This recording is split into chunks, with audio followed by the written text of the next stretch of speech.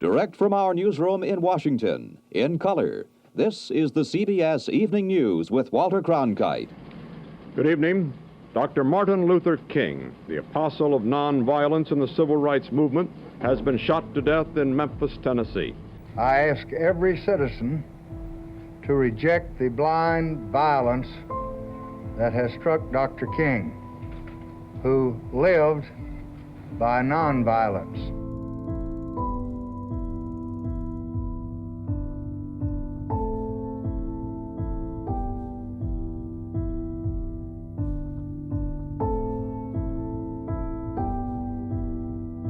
When I first heard that story, it hurts, being a student of color and attending this school. It's like knowing that this happened before, I guess, any students of color came, or that was a stigma that was going on back then. It hurts, and because Dr. King was a great person, he fought not only for the rights, the civil rights, but just for equality, and he fought for peace, and he fought for all the right things. Even if you didn't agree with Dr. King's beliefs, the assassination of a human being is not something to cheer about. It's not something to praise.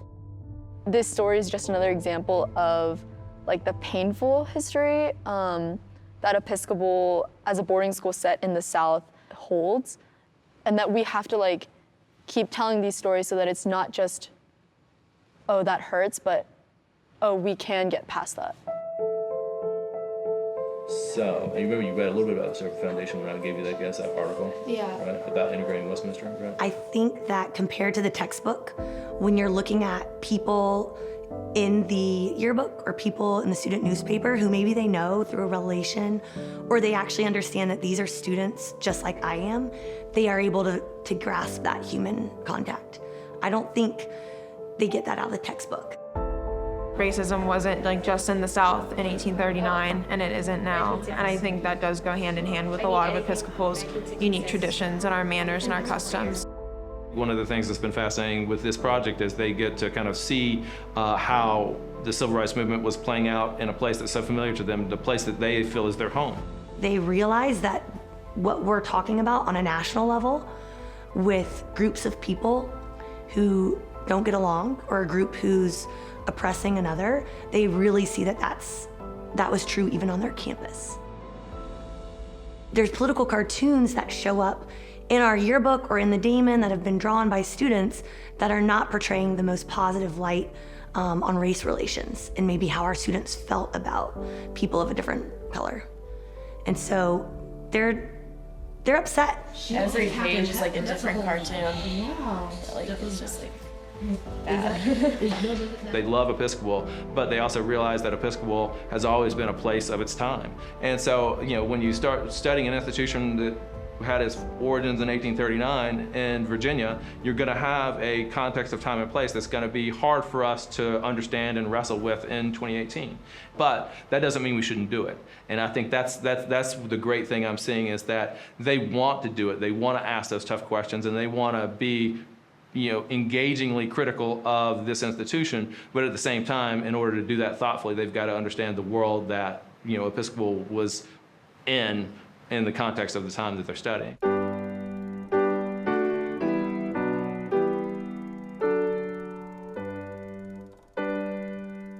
We got up at the ringing of the bell. We went to breakfast. We went to chapel. We went to classes. We went to lunch. We went to athletics. We went to dinner. We went to study hall, and we went to bed.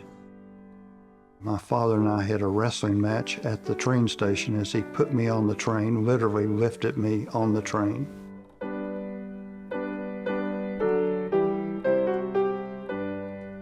What I saw and experienced were conversations the likes of which I had never heard, the way that people talked about black people. And I go, oh, this is Southern racism, oh, okay, interesting.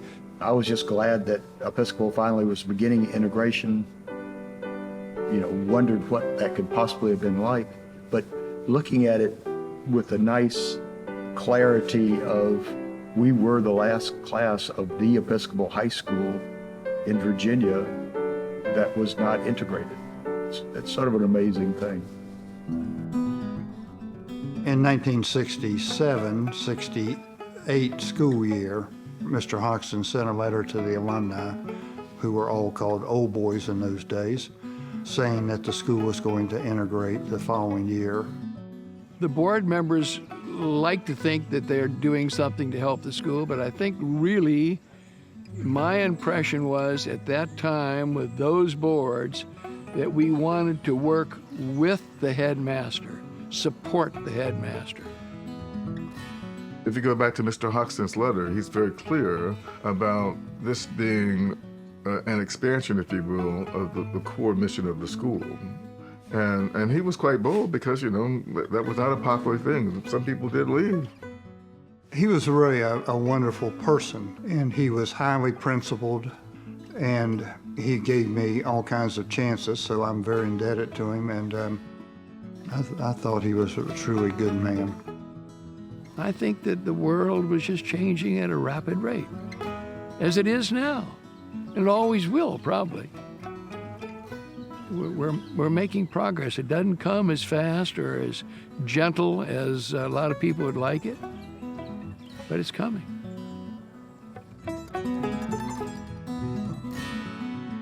Among the things Mr. Hoxton asked me to do was to meet with those two kids. And I just wish I had been more aware of what they were going through, because I would ask all the usual questions: how are you doing? How's the roommate? Da-da-da-da-da-da. And of course their answer was always, everything's just fine. And I was inexperienced enough not to say, and what else can I ask of you? One of the students at an integrated school, he talked about the immense pressure that they had socially to uphold themselves in a really respectable manner, because if they did anything wrong, people would see it as a reason as to why they shouldn't integrate. Not having any sort of adult mentor like we do now. You know, we have faculty members who sponsor affinity groups, you know, and are like the faculty advisors to our various diversity clubs. I think sort of feeling at home would have been like that much more impossible without sort of like a parent figure. I would think that those kids needed some counseling and needed some support, and yet they were treated, quote, just like everyone else. And I think their needs were greater because what they were experiencing was really different from what others experienced. Reggie, you know, saw his opportunity to open up doors for new students, and he kind of embraced the situation, and he was elected head monitor. And it was really cool because he was able to do things, and he had that position of power. And as other students of color saw that, and was like, wow, like that's very cool, because we can do these things, and we do have the ability to do these things.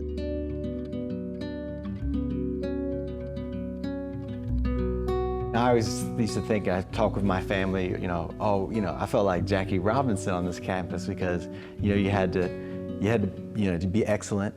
You had to represent African Americans. And I met him and I was like, you're Jackie Robinson. Yeah. I'm not Jackie Robinson. You know, I had it easy compared to you. You're Jackie Robinson. I'm just, can you imagine? I had a great experience at Episcopal, and you know, there were some trying times, but you know, a lot on behalf of him, and I think, you know, everyone has to thank him, right, for progressing or moving the school forward. As alum who are conscious enough, we need to push and hold the school to continue to be better for our 200th year. What always brings me back to Episcopal, and what I think shaped me most from Episcopal through the rest of my life, was this expectation to be good.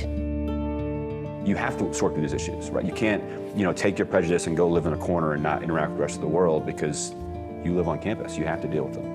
And so I think it forces conversations and forces people to become close in a way they wouldn't in another environment. You grow up, you follow the honor system, and I think it goes with you through your life. It's just an overall great experience. It's a shame everyone can't have it, period. I try to instill to the other kids now that I'm older and an adult now, the importance of knowing what's going on before you. Because there are a lot of people that shed a lot of tears and went through a lot of difficult moments here at Episcopal when we're just allowed to walk around with our white friends, our black friends, our Hispanic friends, and not even think about any of those issues. they see what Episcopal has been, and they can have a vision for what they want Episcopal to be, but you can't really know where you're going unless you know where you've been.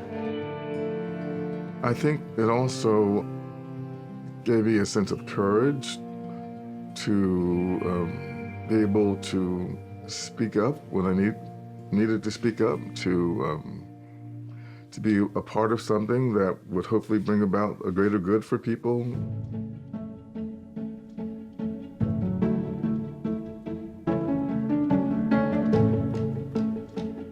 I'm going to be reading a letter from the Chronicle at EHS from April of 1968, which was our senior year. And this is a letter written after the assassination of Martin Luther King, and it is signed by students and faculty. Letter to the editor of the Chronicle.